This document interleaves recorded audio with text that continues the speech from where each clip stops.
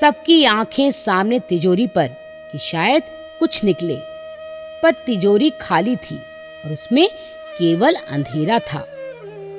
तिजोरी में रखी संपत्ति शायद पहले ही बाहर निकाल दी गई थी। फिर भी अंधेरे में टटोलते हाथों को लाल मखमल का एक डिब्बा मिल ही गया। डिब्बे में कुछ मोहरें थीं और बच्चे के नाप की एक अंगूठी जिस पर महाराजा के हस्ताक्षर खुदे थे। यह अंगूठी मोहर के रूप में इस्तेमाल किए जाने के लिए थी। और खोजा गया तो तिजोरी की एक दराज में चांदी का एक डिब्बा मिला जो चारों तरफ से चांदी के 12 पेचों से जड़ा हुआ था। डिब्बा बहुत हल्का था और उसको जैसे ही खोला गया, नग तथा आभूषणों की चमक पूरे कमरे में कौंध गई। पन्ने का एक खूबसूरत नेकलेस जिसमें 3 नग लगे थे। इसका वजन 1322 कैरेट था। बीच के नग का वजन ही 522 कैरेट था और उसकी बनावट अष्टकोणीय थी। ऊपर, नीचे और साइड में भी कटिंग थी। नगों में इतनी चमक थी कि जिधर से घुमाकर देखें आंखें चौंधिया जाती। उस एक नग की ही कीमत 1 करोड़ 4 लाख आंकी गई और जौहरियों से कहा कि इस प्रकार का नग संसार में दूसरा मिलना संभव नहीं है।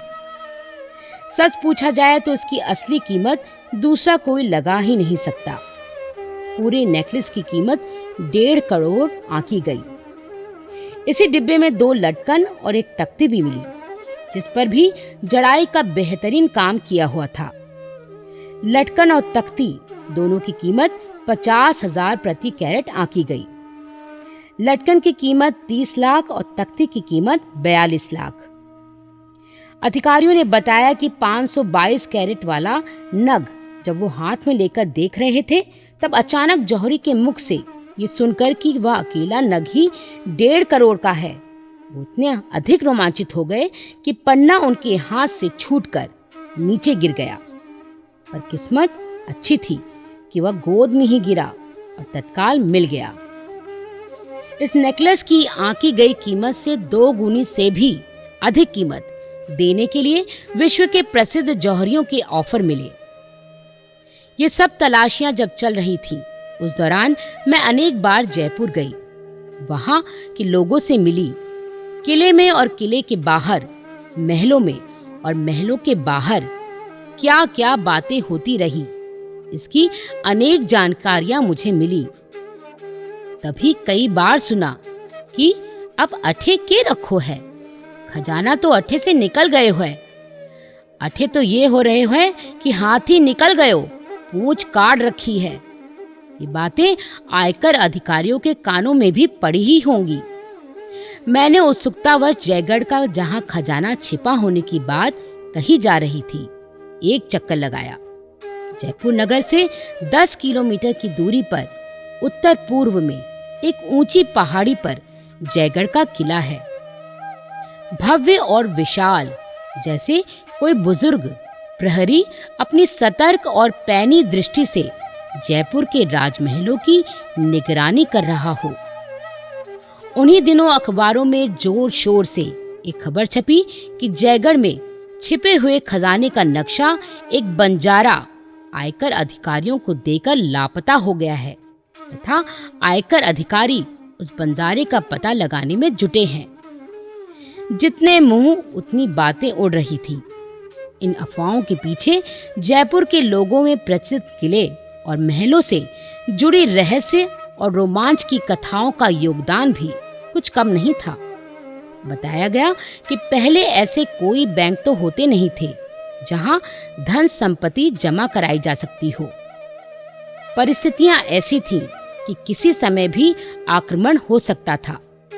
अतएव संपत्ति को सुरक्षित रखने के लिए ये आवश्यक था कि उसे कहीं छिपाकर रखा जाए। फिर एक अंधविश्वास भी सदियों से पनपता रहा है कि धरती मां रत्न गर्भा और उसमें रखी गई चीज सदैव सुरक्षित रहती है। संभवतः यही कारण था कि राजस्थान में राजा महाराजाओं तक ने अपनी संपत्ति को धरती में गाड़ कर रखा। छिपाए गए संपत्ति की जगह और संपत्ति का ब्यौरा अक्सर राजकीय भाषा में सांस्कृतिक रूप से लिखकर अपने विश्वस्त लोगों के पास रख दिया जाता था। इन ब्योरों को बीजक की संज्ञा दी जाती थी। पृथ्वी के गर्भ में छिपाए गए इन खजानों की चर्चा बहुचर्चित पुस्तक फ्रीडम एट मिडनाइट में भी मिलती है। इस पुस्तक में एक जगह लिखा है, जयपुर महाराजा का अमूल्य और बेशुमार खजाना राजस्थान की एक पहाड़ी में दबा हुआ था। जिस स्थान पर यह खजाना छिपा था, उस स्थान की निगरानी राजपूतों की एक विशेष जाति मीणा के लोग पीढ़ी दर पीढ़ी करते आए हैं। हर महाराजा अपने जीवन काल में केवल एक बार इस स्थान पर जा सकता था और वहां से अपने साम्राज्य की शोभा बढ़ाने के लिए मनपसंद हीरे जवाहरात व धन ला सकता था। इस खजाने में एक कंठा भी है, जिसमें कबूतर के अंडे के आकार के लाल माणिकों की 3 लड़ियां हैं। इनके बीच 3 पन्ने जड़े हैं। सबसे बड़ा पन्ना 90 कैरेट का है। इस और ऐसे ही अन्य विवरणों से ये संकेत मिले कि जयगढ़ में छिपे खजाने की बात सही भी हो सकती है। राजस्थान में राजा महाराजाओं के इन छिपे हुए खजानों के साथ कहीं कहीं रोमांस का पुट भी मिलता है। इस तरह की घटनाओं और कहानियों में जनसाधारण की रुचि भी रहती है। तथ्य परक घटनाओं को परत दर परत यदि देखा जाए तो कई कहानियों के प्लॉट मिल सकते हैं। इसलिए मैंने इस ओर अपना काम शुरू किया। कुछ इतिहास की किताबों में पढ़ा, कुछ किस्से कहानियों लोक कथाओं से उजागर हुआ। मालूम पड़ा कि जय सिंह द्वितीय ने सन 1734 में 3.5 लाख रुपए खर्च करके नाहरगढ़ का किला बनवाया था। बाद में माधो सिंह द्वितीय ने किले में ही अपनी पासबानों के लिए 7 महल बनवाए। इस गढ़ के निकट ही एक अन्य राजपूत सरदार नाहर सिंह भौमिया की छोटी सी जागीर थी। नाहर सिंह का माधो सिंह द्वितीय की एक पासबान रूपमती से प्रेम हो गया। एक दिन माधो सिंह ने प्रेम पगे प्रेमियों को रंगे हाथ पकड़ लिया और नाहर सिंह को महल की खिड़की के बाहर फेंक दिया। रूपमती किले में ही कैद कर दी गई। नाहर सिंह भौमिया महल के नीचे पहाड़ी पर पड़ा जब अपना दम तोड़ रहा था, तभी उधर से एक मीणा निकला। मीणा ने मरते हुए सरदार नाहर सिंह को पानी पिलाया। नाहर सिंह उसके इस व्यवहार से बहुत प्रभावित हुआ। मीणाओं की स्वामी भक्ति की प्रशंसा करते हुए उसने भविष्यवाणी की कि जिस दिन मीणा लोग राजस्थान के खजानों की रक्षा करना बंद कर देंगे, उस दिन खजाने राजवंश के हाथ से निकल जाएंगे। उन दिनों जयगढ़ किले के प्रहरी मीणा जाति के लोग ही थे और वही जयगढ़ के खजाने की रक्षा करते थे। आयकर अधिकारियों के कानों में भी ये खबरें पहुंचती ही थीं। जाहिर था कि जयपुर की तलाशियों के दौरान जयगढ़ की ओर भी विशेष रूप से ध्यान जाता। कारण इन अधिकारियों का विश्वास था कि यदि मोती डुंगरी महल में सोने की सिल्लियां और मोहरें मिल सकती हैं, तो जयगढ़ के किले में भी पुराना खजाना छिपा हुआ हो सकता है। पहाड़ी पर होने के कारण इस किले के तहखाने में खजाने को छिपाने की बहुत सुविधा है। खुफिया विभाग खुरपेच करने से बाज नहीं आता। अक्सर रात को जब आयकर अधिकारी पान खाने के बहाने बाहर निकलते तो शहर में लोगों से बातचीत करते ताकि जयगढ़ के बारे में और अधिक विश्वसनीय तथ्य मिले। मैं भी इन अधिकारियों से मिली और उनसे बातचीत करने पर पता चला कि उन्हें भी जयपुर में अनेक प्रकार की खबरें और सूचनाएं जयगढ़ के खजाने के बारे में मिली है।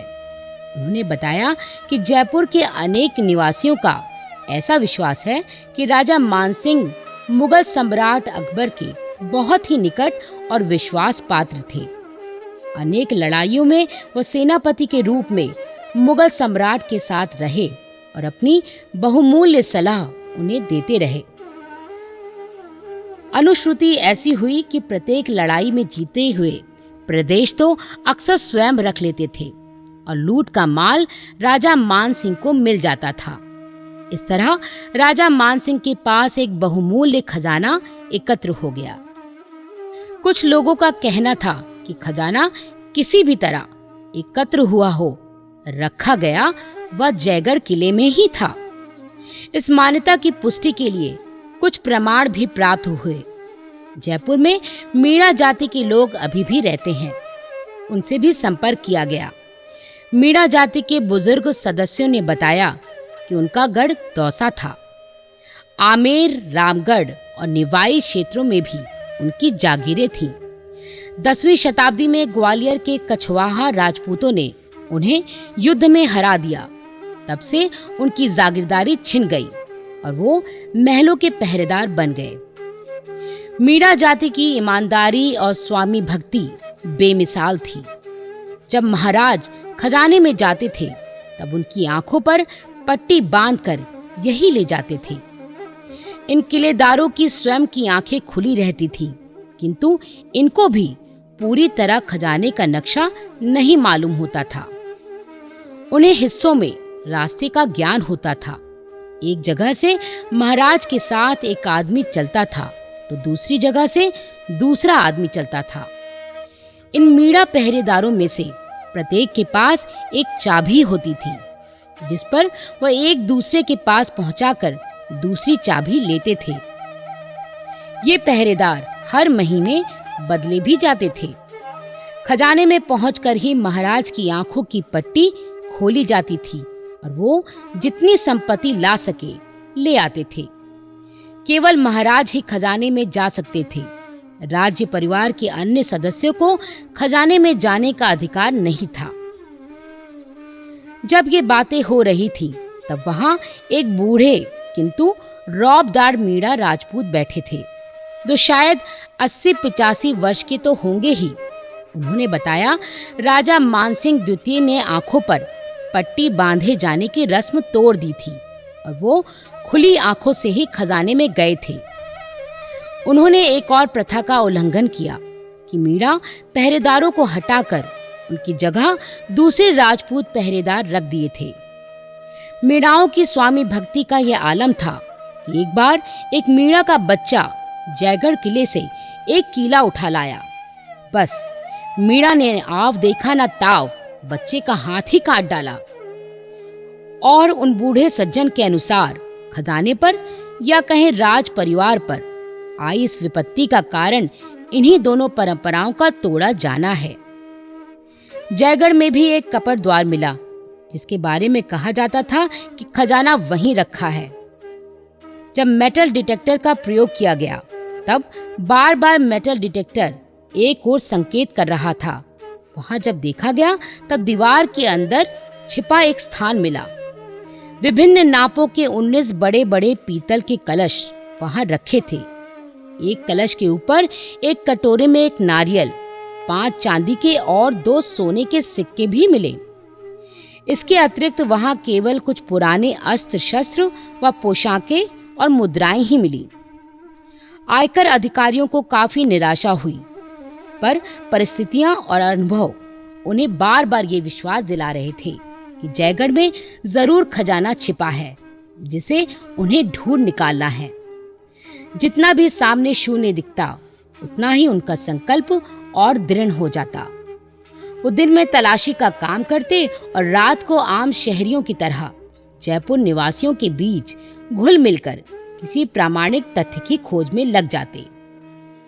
पर उन्होंने अक्सर लोगों को यही कहते सुना, खजाना जयगढ़ में अब कहाँ? वह तो सन 1932 में मानसिंह द्वितीय ने वायसराय के कहने पर रातों रात हटा लिया था। यहाँ तक बतलाया गया कि करीब 100 ऊंट एक लंबे अरसे तक हर रात जयगढ़ से खजाना सिटी पैलेस की ओर ढोते रहे। अधिकारीगण आशा और निराशा के बीच झूल रहे थे। दिल्ली के लिए फोन खटखटाए गए। मेहता जी ने ठाकुर से कहा, तुम राजस्थान के हो, अच्छी खासी वहां की भाषा बोल लेते हो। तुम वहां जाओ तो स्थानीय लोगों से बात करके तथ्य क्या है इसका पता अच्छी तरह लगा लोगे। ठाकुर एकदम तैयार हो गए। जयपुर पहुंचने पर पता चला कि सही में स्थिति यही थी। किस पर विश्वास करें, किस पर ना करें, एक समस्या थी। उस समय तक उन्हें पता नहीं था कि सच और झूठ की इस खिलवाड़ में नियति उनके साथ थी। उस रात भोजन के बाद जब वो अपने साथियों के साथ बाहर निकले, अपनी हमेशा की आदत के अनुसार पान खाने के लिए, तब 30-35 वर्ष के एक युवक से उनकी भेंट हो गई। उसने बताया कि उसके पास एक बीजक है जिसमें जयगढ़ किले में छिपे खजाने का ब्यौरा और उसे ढूंढने के संकेत हैं। यह बीजक संवत 1783 में सवाई जयसिंह के समय लिखा गया था, जिसके अनुसार खजाना कई अरब रुपए का है। उसने बताया कि इस बीजक की जानकारी मानसिंह द्वितीय को भी दी गई थी। उन्होंने उसमें कुछ रुचि तो ली थी, किंतु उसी समय वो विदेश चले गए और उनकी वही मृत्यु हो गई। इसलिए बात अधूरी रह गई। पहले तो ठाकुर और उनके साथियों ने उस युवक की बातों पर विश्वास नहीं किया, क्योंकि इस प्रकार की कहानियां वो बहुत सुन चुके थे। अविश्वास का भाव जब उसने इन लोगों के चेहरे पर देखा तो उसे ठेस लगी। उसने विश्वास दिलाते हुए कहा, मेरे पास मूल बीजक है और मैं इस रिवॉर्ड लेने के लिए देना चाहता हूँ। उससे पूछा गया, तुम्हारे पास बीजक आया कहाँ से? रात के अंधियारे में सड़क के एक एकांत किनारे पर ये बातें हो रही थीं। उसने अपने हर शब्द पर जोर देते हुए कहा, मेरे एक पूर्वज की रूह मेरे पिता पर आती है। इस रूह ने ही हमें बताया था कि जयगढ़ में गड़े खजाने का बीजक हमारे घर में ही एक ट्रंक में पड़ा है। यह ट्रंक हमारे पूर्वजों का था, जिसको हम लोगों ने कभी खोला भी नहीं था। संदूक खोलकर उसे उलट पलट कर देखा तो बीजक मिल गया था। ठाकुर ने पूछा, तुम्हारे पूर्वजों को यह बीजक कहाँ से मिला? उसने जवाब दिया, बीजक हमारे पूर्वजों के पास कहाँ से आया, इसकी भी एक कहानी है। हमारे परिवार में जागीर का बंटवारा होना था। इसके लिए पुराने कागजात खोजे जा रहे थे। तभी एक बुजुर्ग ने हमें बताया कि हमारे पूर्वजों के 2 ट्रंक अमुक व्यक्ति के पास सवाई माधोपुर में पड़े हैं। ये ट्रंक उस समय वहां रखे गए थे जब हमारे पूर्वजों को किसी कारणवश महाराज ने जयपुर शहर छोड़ने का आदेश दे दिया था। इसका कारण ये था कि हमारे पूर्वजों की बारवाड़ा महाराजा से अनबन थी। महाराजा बारवाड़ा के महाराजा जयपुर से बहुत अच्छे संबंध थे, इसलिए महाराजा जयपुर का क्रोध हम पर ही टूटा। हम सवाई माधोपुर पहुंचे और उस व्यक्ति से मिले जिसके पास हमारे पूर्वजों ने ट्रंक रखे थे। उसने पास ही पड़े 2 ट्रंकों की ओर संकेत किया और कहा, यही अमानत तुम्हारे पूर्वज हमारे पास छोड़ गए थे, इन्हें ले जाओ। घर लाकर हमने ट्रंकों में खोजा। जागीर के कागजात मिल गए, किंतु बीजक नहीं मिला। दोबारा हमने रूह को बुलाया। रूह ने फिर कहा कि बीजक दोनों ट्रंकों में से एक में रखा है। फिर खोजबीन शुरू की तो एक ट्रंक में बीजक मिल गया। यह कहानी एक तिलिस्मी कथा सी लग रही थी। हालांकि ठाकुर को विश्वास नहीं हो रहा था, फिर भी उन्होंने सोचा कि क्यों ना इस बात की तह तक पहुंचा जाए।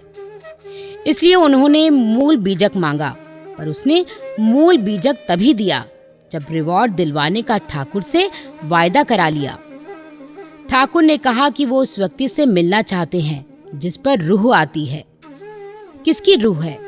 पूछने पर उसने बताया कि वह राव कृपाराम की रूह है।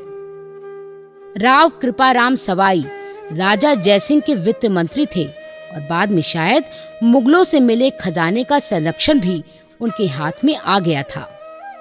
ठाकुर ने कहा, रूह को फिर से बुलाकर पूछो कि खजाना अभी भी बीजक में बताए स्थान पर है या नहीं।